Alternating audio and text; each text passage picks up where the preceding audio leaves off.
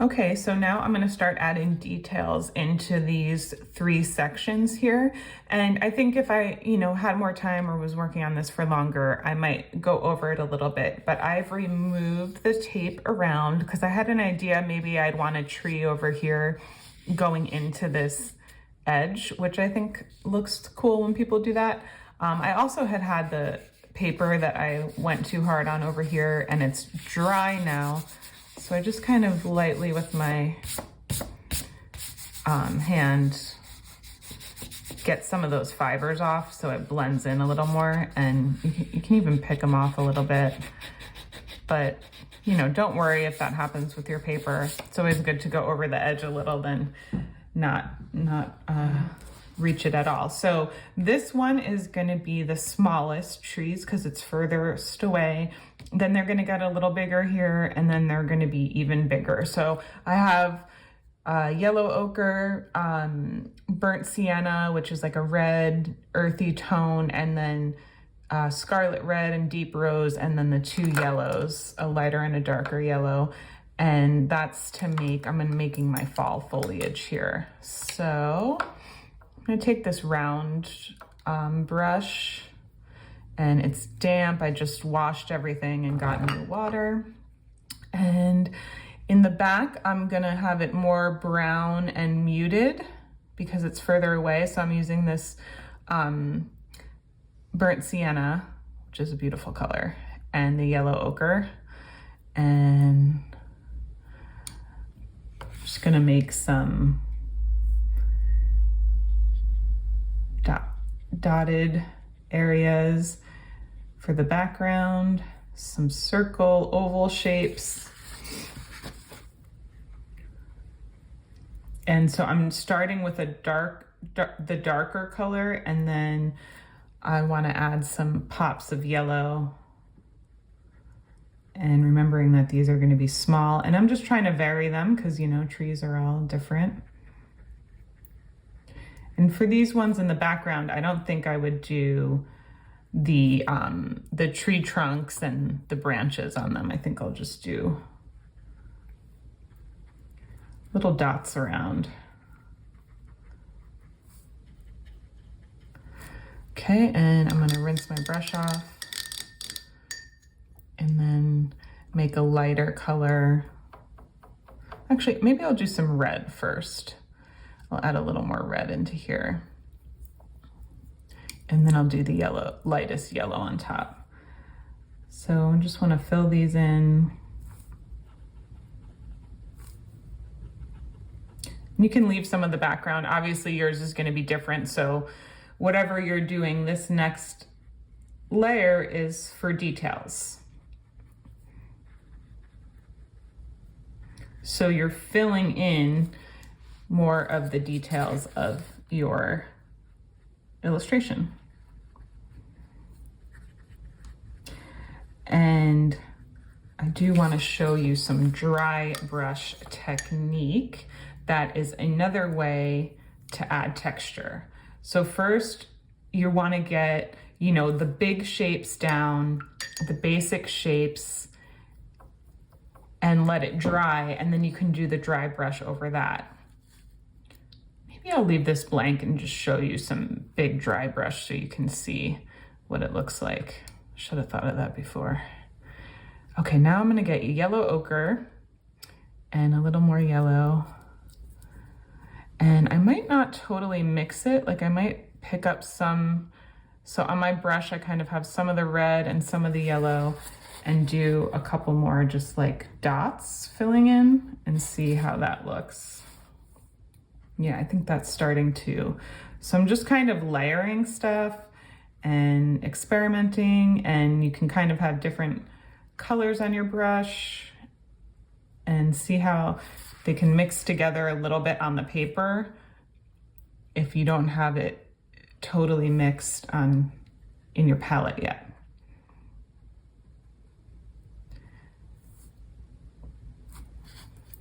And I think some of these need a little bit more of a form. So I'm just gonna come in like that.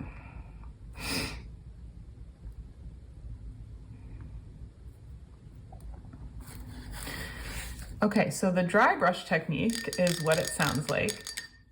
Almost completely dry brush and paint that's not too wet. So I'm going to show you with this sort of flatter brush, and what I do is sometimes is like squeeze a little bit of this out, take a dry piece of cloth, and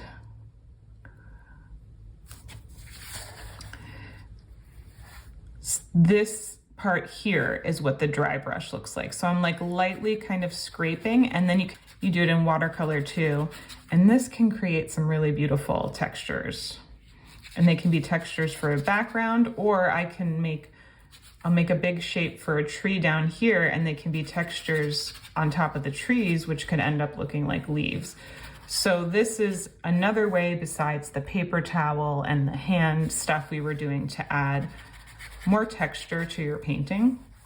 I'm actually gonna come in here with this dryer brush and kind of scumble things around, and I wasn't loving the way that looks, so I think it needs to be a little more mixed in.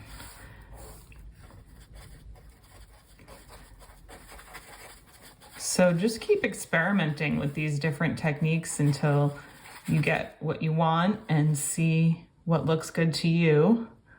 And you can practice with different colors. Like that's a really dark, like a dark background. So let me see what the light, a little bit of a lighter tone is gonna pop even more. Like it's a good way to do like, that's too wet. It's a good way to do highlights and shadows. The dry brushing technique is.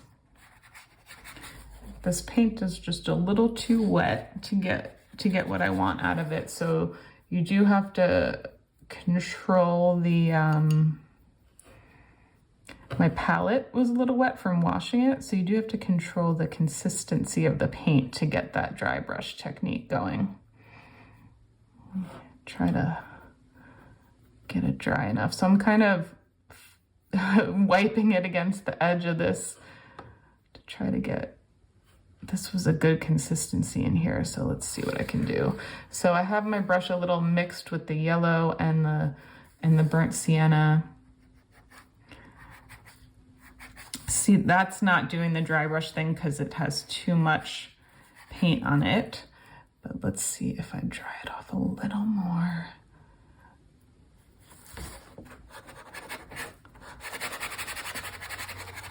It's starting to look a little better. And I let this paint dry just for a few seconds, and now it's getting that scumbling look. So you can build up layers of this. If you don't like it the way it looks, you can paint right over it. I'm gonna make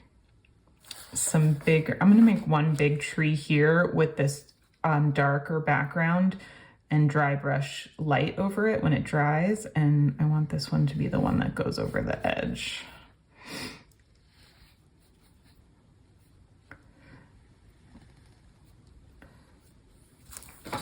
And since I made that mistake, maybe I'll do another one here that goes over the edge. Let's cover it up because I don't think I'll be able to erase that very well.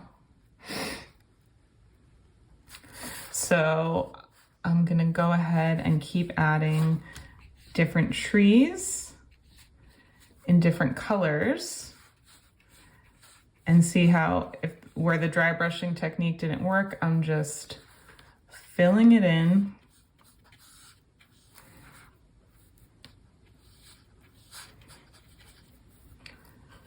And now I'm gonna start to get different colors in here, maybe some orangey. I don't really have too much orange, so I'm gonna get that going. That's one of the best colors in the fall.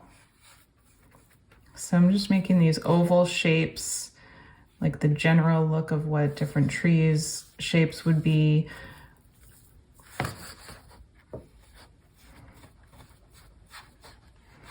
Thinking about how they're placed on my composition. And making sure the ones in the front stay bigger than the ones behind. And I'm starting with sort of a darker tone, and then I'm going to get lighter as it dries with some dry brushing on top of it.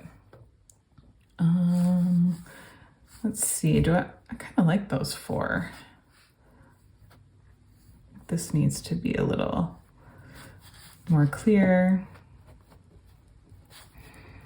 And I'm gonna use up some of this paint, maybe make some smaller ones back here. Cover up some of this stuff that I don't love the way it came out. And then I'll pick up more yellow to start getting different tones. And I'm just layering, and I'm not worried about the paints mixing because I think that's going to give it a nice varied look. And when they're far away, you know, you don't see as much detail. Okay, I liked that color, so I want to add some in here. And look, now that this brush dried out, I'm getting a little dry brush happening, and you can already see, trying to make sure that the glare's doing okay. You can already see how that can look pretty cool. All right, now I need to add really bright yellow in here. So I'm gonna wash my brush.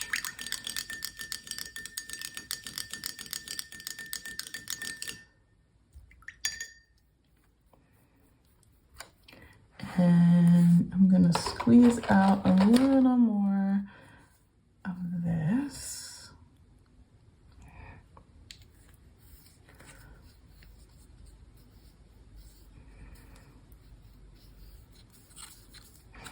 If you like the dry brush technique, Andrew Wyeth was so amazing at it. And if you like landscapes, he made some beautiful stuff. So I'm going into this small brush, kind of just wiping it off, barely has any water on it, and I'm taking this yellow right from the tube, and I'm wiping a little bit of it off, so it's just, this is dry. So that's showing up more. I wanted to do it in a way that you could really make sure it comes through on the camera. So it's a dry background, a pretty dry brush. It's just like barely damp, and the paint is right from the tube, so it doesn't really have any water mixed on it. And I'm not loading the brush with a ton of paint. I've wiped it off. And then I'm kind of using the side of the brush and doing these quick motions. And you know, you can ruin a lot of brushes this way, but you can go twirl it around.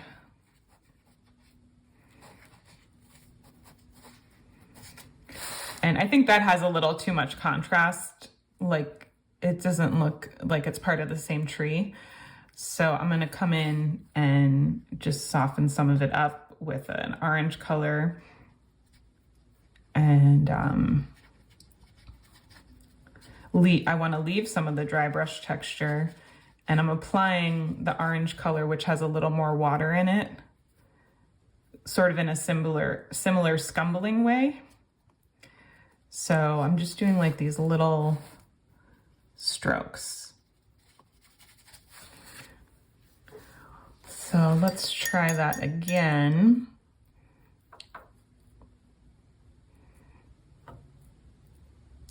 Maybe add a little to here and get the consistency I want. Wipe it off a little. Let's see how that looks. So I'm just coming in and moving this around. Dry brush can also, you know, I'm doing it in kind of like a more free form way, but it can really add a lot of detail too. So if you have the patience and a fine brush, you can really get into it.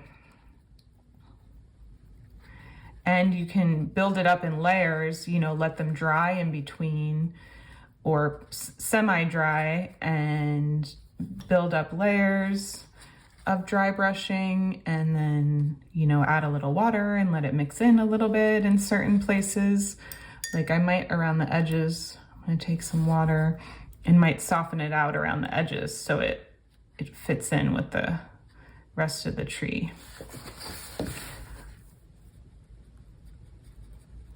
So my brush now has more water on it and I can get it fitting in. There we go. You know, and if anything doesn't look right to you, then you can just add a little water and blend it to make it look good. So you can really add this to anything. You could do this on your lettering. You could do it anywhere. So I'm gonna keep working on these trees. I think I do need like more pops of yellow. So I'm gonna come in with a bigger brush and just get the bright yellow in there, because I'm feeling like it's missing just some yellow trees.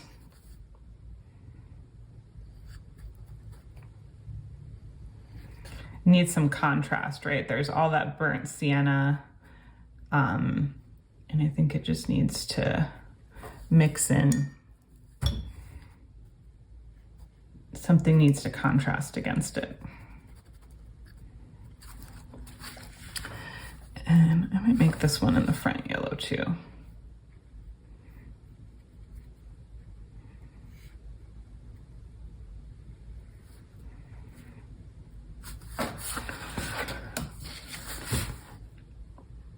All right, so make sure you're thinking about contrast and variety in your colors and keep making adjustments. Thinking about what needs to dry and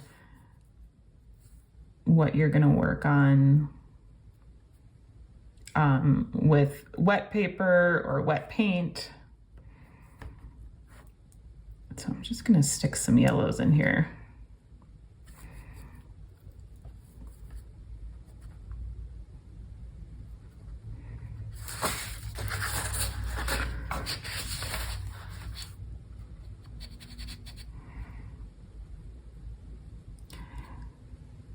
Just think about your design and how your shapes are gonna work. All right, so you would keep going on yours. I want to keep going, but I think because of time, so we can get to a point of where it feels somewhat finished. You know, I think I could spend a lot more time filling these in, but I want to show you how I do the tree trunks and branches. So I'm gonna let this dry and then get the tree trunks in there. Okay, so by the magic of TV, my trees are dry. I just kind of touch them lightly to make sure. And I'm going to draw the tree trunks and some branches, and I'll just do these in the front. I think I could take time to do that, but in the interest of getting this demonstration done, I won't go overboard. So I'm using my two smallest brushes, and I wanted to make these birch trees because I know birch trees, you know, they have the white trunks and they turn yellow in the fall. So I thought that would be a really nice contrast here to have the white trunk. So I'm doing a pretty dry brush, but not the dry brush technique. And I'm making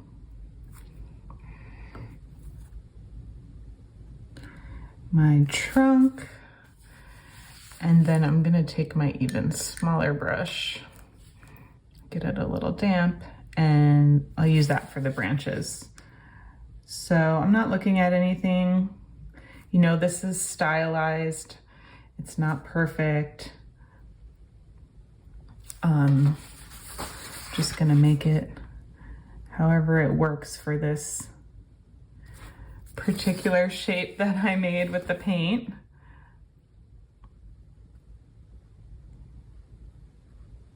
So I encourage you, whatever your design is, to do some detailing like this. You know, you could think back to the pattern painting. Oh, look, she's not totally dry. Whoops. Well, that's okay. I think that actually looks pretty cool.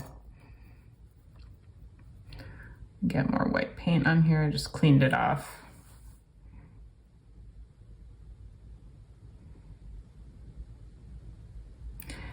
All right, I'm gonna leave that as is, and a little dry brush is happening here. I don't know if it's getting picked up on the camera, but it is good for details in this kind of stuff. And then I have some umber here, burnt umber here. So I'm gonna make those little like, oh, maybe that's too dark. Let me add it, mix it in with the white, like the eye looking things that are on the trunks of the birch trees that are so pretty.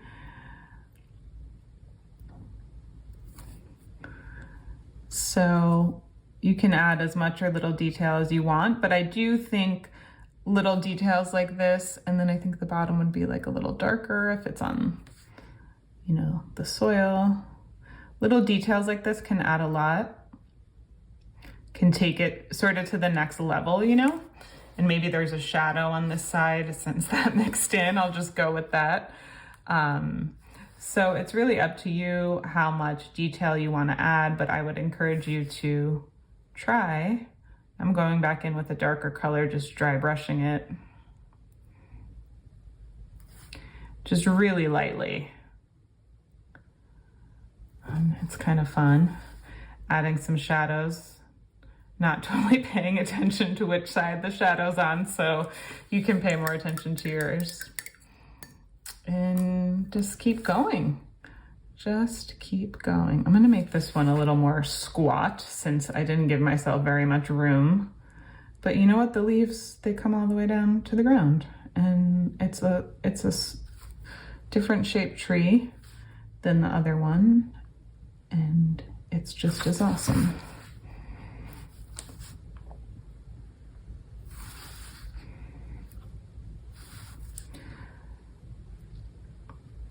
So keep going with your details. I think you can see how you can keep adding different things. Oh, I need to move to the smaller brush. That is what's happening. So knowing which tools to use are also helpful. It's like if you're doing carpentry, you know, knowing when to use a drill, knowing when you need a hand tool, a hammer, knowing when you need a saw. And it's true also for digital art. You know, there's certain things you would do in Photoshop, certain things you do in Illustrator. So the same goes for painting and drawing. If you don't have the right tools, sometimes it could be a struggle. So don't fight, you know, if you don't have a really small brush, that's okay. Just adjust your design and make something that you're not going to be struggling with and fighting with the whole time. You know, you could make these branches a lot thicker, you could make them larger. But I do encourage you to have some detail just to take it to the next level here of interest. And while this is wet, I'm working in these details because I think it looks better. And usually the branches get darker when they're higher up in the tree, I've noticed. So I'm just doing some kind of layering, not being perfect about it. And you know, if I didn't like the way it looked, I could wait till it dries and paint over it. Paint over the whole thing if you wanted. So I would encourage you to just keep going like this. You know, make more tree branches in there, or whatever your details are going to be. If I was going to finish this, I would probably adjust this color a lot to make it look like it, because now it looks like a funny slice of sky. And I think there's a lot of empty space here that I could fill in. So I think because there's a lot of detail down here, maybe it's good to have your eye rest, but I think I need a little bit of a more transition. So be thinking about your composition as a whole as you finish it. Have fun with these techniques. You know, definitely want to see try some gradient and then some different textures with the paper towel or your hand, and then try some of this dry brushing texture to get just different, you know, texture is a way to add contrast and interest and depth and detail. So I want you trying out those different techniques and having fun with it. All right, as always, let me know if you need help with any of this, and I can't wait to see what you create.